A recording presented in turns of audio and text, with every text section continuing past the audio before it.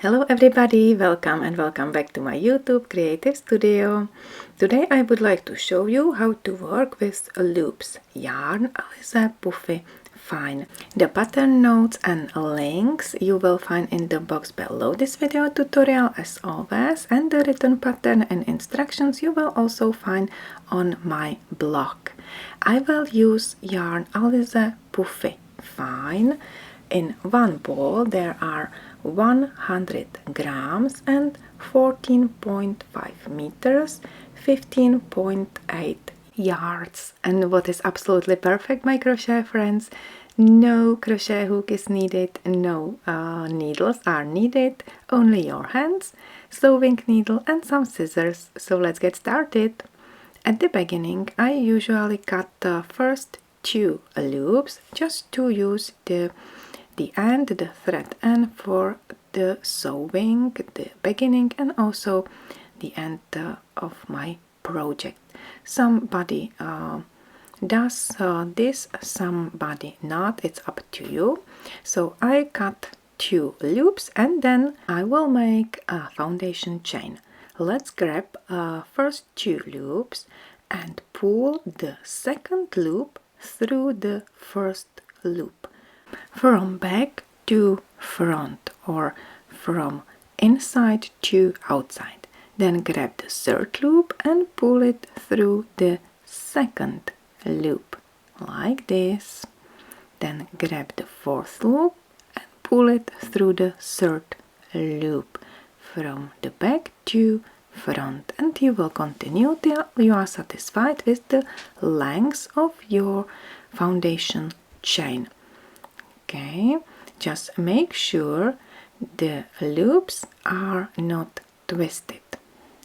Okay, and always not twisted like this. Okay, so make sure they are straight and the loops go from the back side to front side. Okay, not twisted, straight.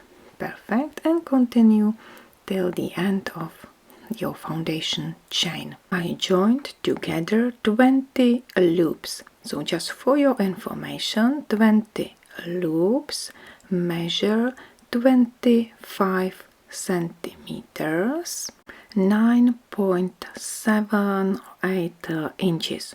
So you can plan your project if you will make pillow or the blanket. Just prepare the lengths of your foundation chain for your project. And let's make the first row. I will work from left to right, and right side is always facing me. Okay, so don't turn your work. Grab the next loop on the working yarn and pull it through the second chain on your foundation chain and pull it from the back to front under the front loop of the chain. Okay, and from back to front like this. Perfect. Again, make sure the loop is not twisted. Then grab the next loop on your working yarn and pull it through the next chain. Again, work from the back to front and pull it under the front loop of the chain like this. Perfect. So make sure you don't skip any chain and don't skip any loop on your working yarn. Okay, so each loop in each chain from back to front, so you will have the same number of loops as you have the number of chains in your foundation chain. Okay, so there will be no increase, no decrease of number of stitches. I will meet you at the end of the first row, and I will show you how to create a nice pattern with loops. Okay, so let's continue. Stitch to stitch. So you should have, if you have 20 chains, you should have 20 loops in the first loop. Let me finish the first row. I will pull the loop through the last chain. Actually, we are at the beginning where we started the foundation chain. Now I will work from right to left. Don't turn your work, and grab the next loop on your working yarn and pull it through the chain again. So not through the loop from the first row, but through the chain, and again from back to front under the front loop of the chain. So now in the first chain you have 2 loops from the first and the second row. Okay, again pull the loop from the first row a bit down, grab the chain and the next loop and pull the loop through the chain. Again you have 2 loops in the same chain, and you will repeat this instruction till the end of the second row. Okay, so next loop through the next chain, not through the loop from the previous row. We are still working in the foundation chain, in chains from the foundation chain. Don't skip any chain and don't skip any loop. You can turn your work a bit down to find the chain, and again pull it from back to front. Okay, and I will meet you at the end of the second row.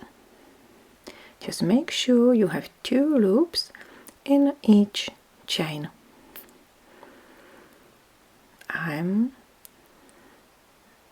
I will have 20 loops in this sample. Okay, so now I'm at the end of the second row. Let me finish the last loop, pull it through the last chain, and don't turn your work. Right side is facing you, and this rule is very important, and it's for the whole project. Now grab the last loop from the previous row and the next loop, and pull the next loop through the last loop in the previous row from the back to front, and the next loop on your working yarn through the next loop from the previous row from back to front, and again next loop on your working yarn through the loop from the previous row, and again you will continue stitch to stitch, join stitch to stitch, one by one. And now I'm working in loops from the previous row.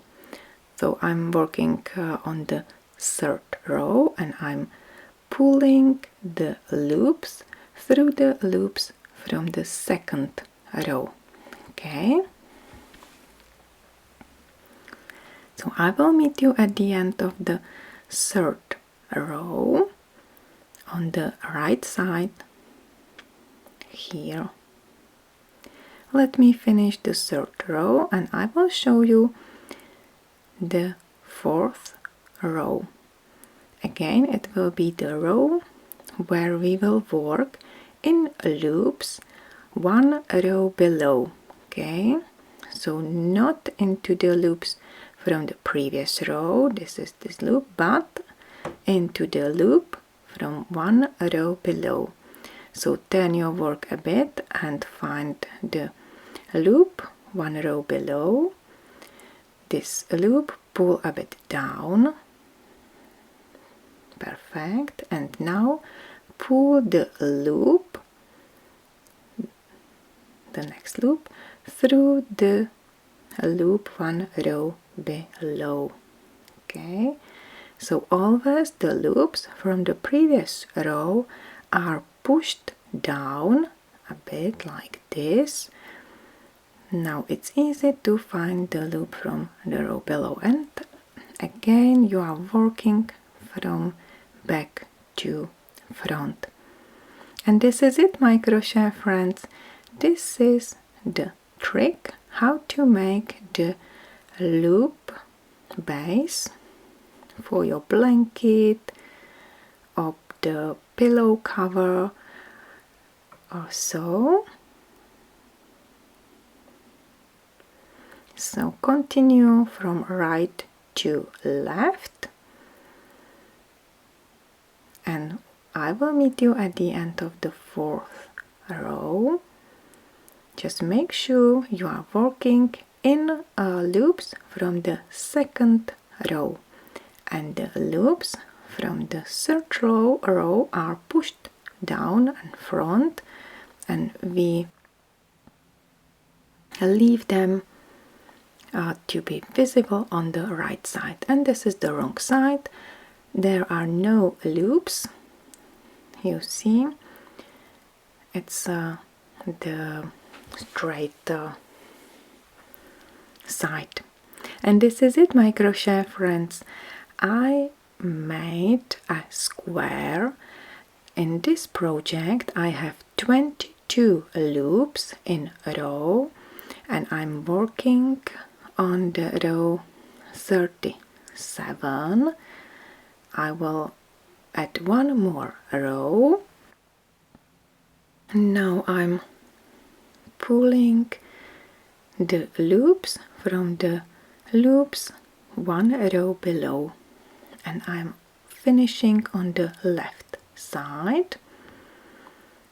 Here we are, and let me show you how to finish the project.